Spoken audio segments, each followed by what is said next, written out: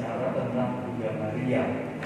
Tetapi kalau kita mau berefleksi, merenungkan dari peristiwa yang kita rayakan sore hari ini, rasa-rasanya kita bisa merasakan, kita bisa mengalami dan mencatat beberapa hal. Yang pertama terkait dengan peristiwa yang baru saja kita daripada kepada Tuhan Yesusnya. Mungkin Bapak Ibu para saudari-saudara tidak merasakannya atau tidak cukup tetapi kalau Bapak Ibu ingat sedikit tadi ketika perarakan masuk, maka ada suasana yang berbeda Bapak Ibu.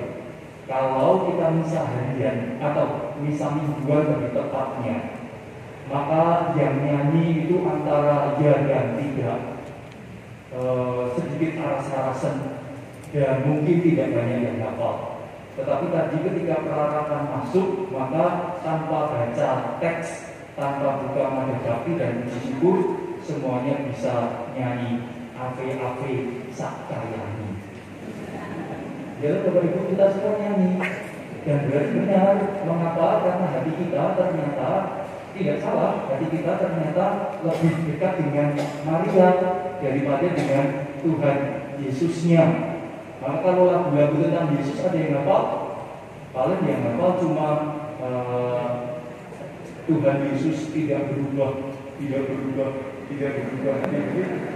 Tapi lagu tentang Maria tadi, rasa saya kita pengalaman, memang benar orang Katolik itu lebih akrab dengan Maria dan merasa bahwa bahkan mungkin Bapak Ibu merasa mungkin Maria yang bisa mengabulkan doa daripada Yesus Kristus putranya. Mungkin.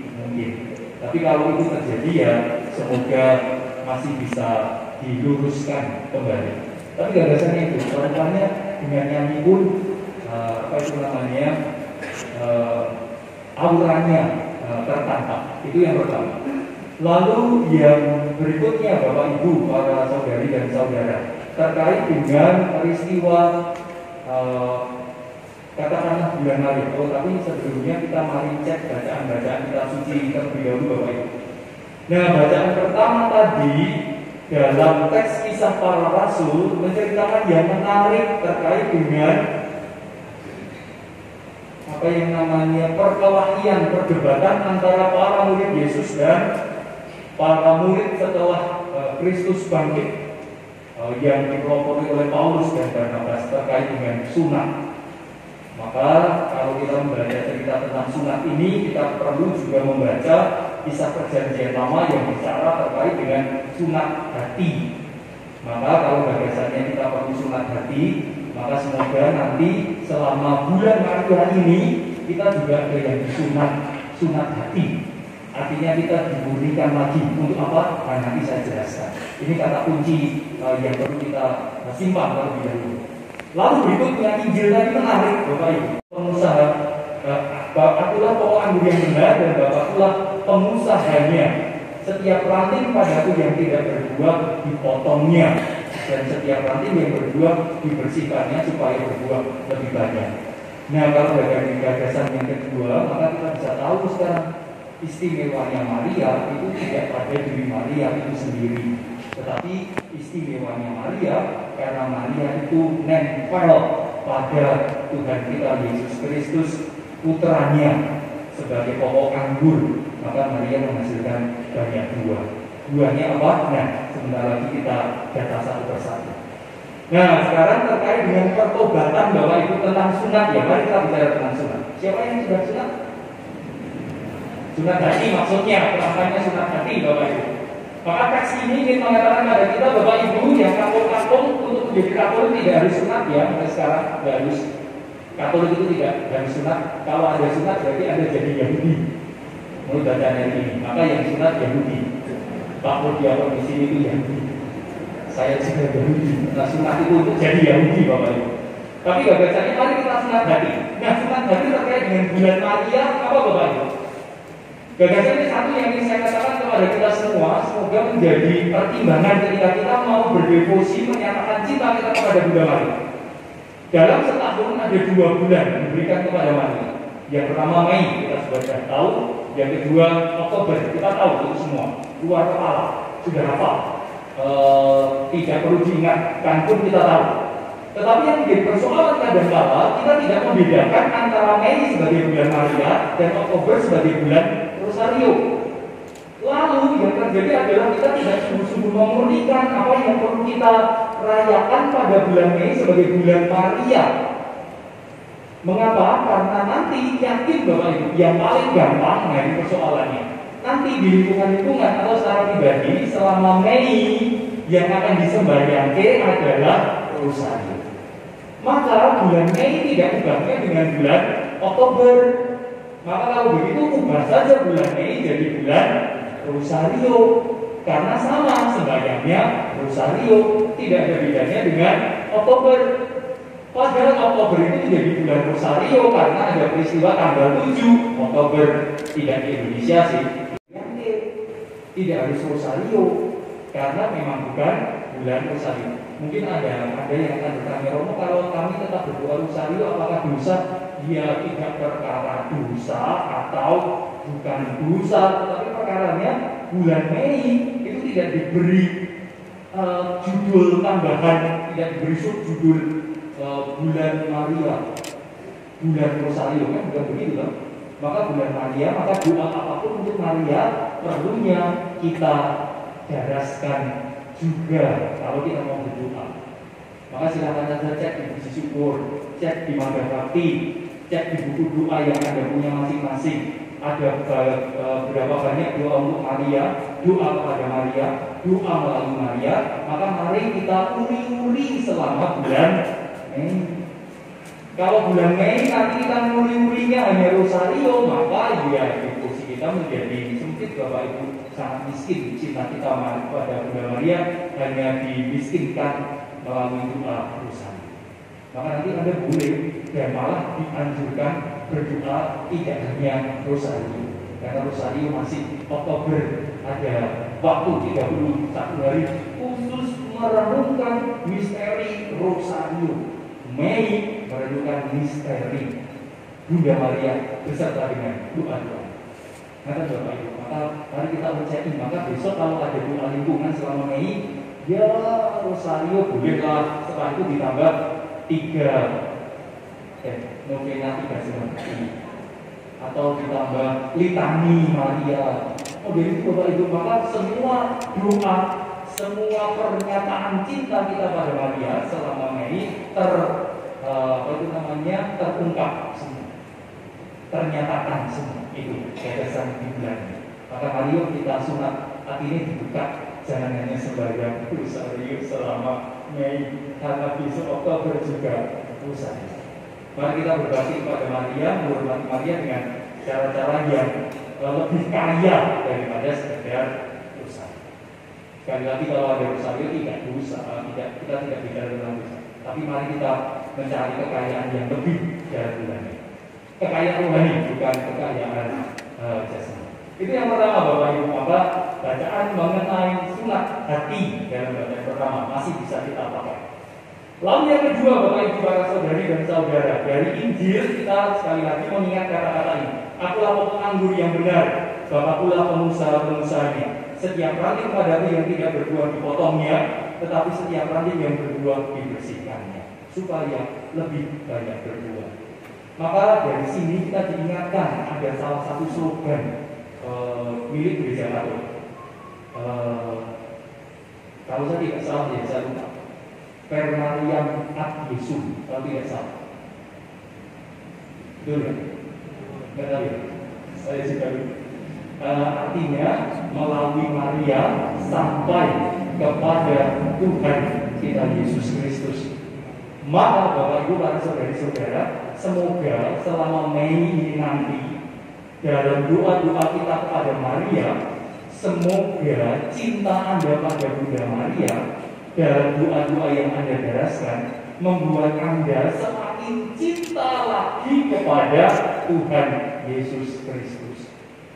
Lagi awal dewi dari wong Katolik itu semakin tresno marang sang ibu, ini melalui marang putrane, lalu kita punya persoalan. Maka dalam bahasa ini jelas Yesus mengatakan akulah pokok anggur, akulah yang harusnya didatangi, ya bukan itu. Maka semoga selama ini nanti kita merenungkan tadi lewat Maria kita perlu sampai kepada Tuhan kita Yesus Kristus. Lewat doa kepada Maria semoga kita ingat kepada misteri-misteri penebusan yang dilakukan oleh Tuhan kita Yesus Kristus. Dan seterusnya dan seterusnya. Itu catatan yang kedua terkait dengan bacaan Injil. Tinggallah pada aku karena akulah pokok anggur yang benar. Nah itu yang kedua dari Injil. Nah sekarang catatan yang lain Bapak Ibu yang ingin saya sampaikan, saya titip kepada kita semua, Bapak Ibu, orang saudari dan saudara, entah Anda mengalami terusik atau tidak, tetapi saya mengalami, saya sedikit terusik Bapak Ibu, saya terganggu terkait dengan apa yang dikatakan orang tentang Maria. Mengapa? Karena banyak kali orang-orang Katolik mengetahui, ya ada orang Katolik yang mengetahui keistimewaan Maria bukan dari kitab suci yang kita punya, tetapi dari kata-kata orang yang tidak Katolik yang mengatakan tentang Maria. Kita tahu apa yang dicatat dalam kitab suci lain tentang Maria. Kita tahu isinya apa, mukjizatnya apa, tetapi kita lupa tentang Maria yang tertulis di dalam kitab suci kita sendiri. Maka saya ingin menyampaikan kepada kita semua Bapak Ibu, apakah kita boleh baca kitab suci yang lain menemukan Maria di sana? Boleh. Tetapi satu hal yang tidak boleh ketinggalan, yaitu semakin kita nempel pada pengalaman hidup Kristus bersama Bunda Maria dalam Injil.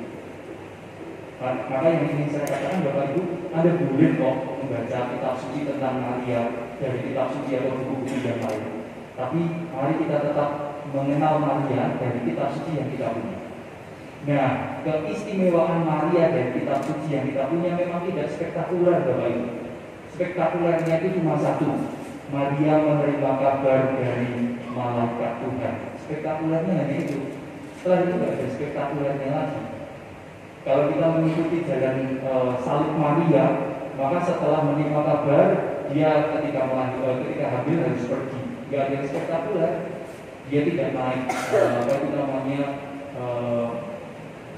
tidak terbang, tidak hilang dan macam-macam. Tidak ada yang spektakuler secara manusiawi.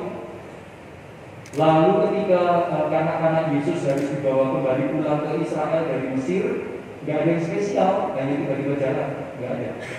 Lalu ketika 12 tahun Yesus itu menghilang di bait Allah, nggak ada yang spesial. Sebagai ibu hanya kebingungan cari anaknya, nggak ada yang spesial. Lalu berikutnya ketika Yesus mulai berkarya, diceritakan Maria mencari anaknya. Lalu serombongan mengatakan dia sudah gila, gitu kan? Nggak ada yang spesial. Lalu kemudian ketika jalan salibnya, Maria menemani sampai akhir kehidupan Yesus, sekali lagi nggak ada yang spesial. Tetapi Bapak Ibu, justru dari yang tidak spesial-spesial itu, kita diajak untuk mengenali Maria, ya seperti itulah Maria. Spesialnya Maria, istimewanya Maria, karena mengajarkan kepada kita mengikuti Kristus dari awal sampai akhir. Maka semoga di Bapak Ibu bulan Maria ini mengingatkan kita, kalau saya mau bekti marah Ibu Maria, kalau saya mau berdevosi pada Bunda Maria, kalau saya mencintai Maria, maka caranya ya seperti Maria. Sejak awal mengikuti Kristus dan salib Kristus, saya ikuti sampai akhir kehidupan. Gak ada yang spesial. Sakit ya sakit, tua ya tua, mati ya mati, menurut gak ada yang spesial. Tetapi itulah istimewanya Maria yang ditawarkan kepada kita, mengikuti Tuhan kita Yesus Kristus dengan jatuh bangunnya kita masing-masing setiap hari. Tidak spektakuler sekali. Tidak penuh dengan mukjizat. Nah, satu lagi Bapak Ibu yang perlu kita ingat dari kata-kata Maria, yang perlu kita kenangkan dalam kehidupan kita, yang paling menarik adalah kata-kata Bunda Maria ketika peristiwa Kana. Masih ingat peristiwa Kana? Peristiwa Kana itu perubahan roti menjadi anggur. Peristiwa Kana itu perubahan air menjadi anggur. Dan apa yang istimewa Bapak Ibu? Yang istimewa cuma satu. Kalau Anda membaca teks itu, ya masih harus kita ingat. Ojo ngrungokke aku, ning ngrungokno anakku kan. Ya. Maka Bunda Maria kan ketika mengatakan pada Yesus, anggurinten. Lalu Tuhan Yesus mengatakan, dulung waktuku ibu, gitu loh, mengatakan itu. Lalu Maria nggak peduli, tetapi mengatakan kepada orang-orang di sekitar itu, ojo rumokno aku ning rumokno kali. Maka Bapak Ibu para saudari dan saudara yang terakhir ini saya katakan pada kita, kalau kita memang anaknya Bunda Maria, kita cinta pada Maria, kita devosi pada Maria, maka kita harus lebih mendengarkan Tuhan kita Yesus Kristus lebih daripada mendengarkan Maria. Satu kata dari Maria yang perlu kita indahkan cuma satu dan satu-satunya, Bapak Ibu, rungokno putraku, hanya begitu. Maria itu mengatakan banyak hal yang paling istimewa, dengarkanlah dia. Dan ketika kita mendengarkan dia, apapun yang dia kehendaki terjadi dalam kehidupan kita. Maka bagi Anda yang rawuh sore hari ini, yang selama sebulan nanti akan secara khusus berbakti pada Bunda Maria, semoga Anda mengingat kata-kata ini. Bahkan Maria pun tidak ingin dia didengarkan, tetapi dengarkanlah Kristus putranya. Semoga cita-cita pada Maria sekali lagi membuat kita bertobat dalam hati, sunat hati, membuat kita tidak melulu cinta pada Maria, tetapi semakin cinta pada Tuhan Yesus Putra. Nama Tuhan dimuliakan kini dan sepanjang segala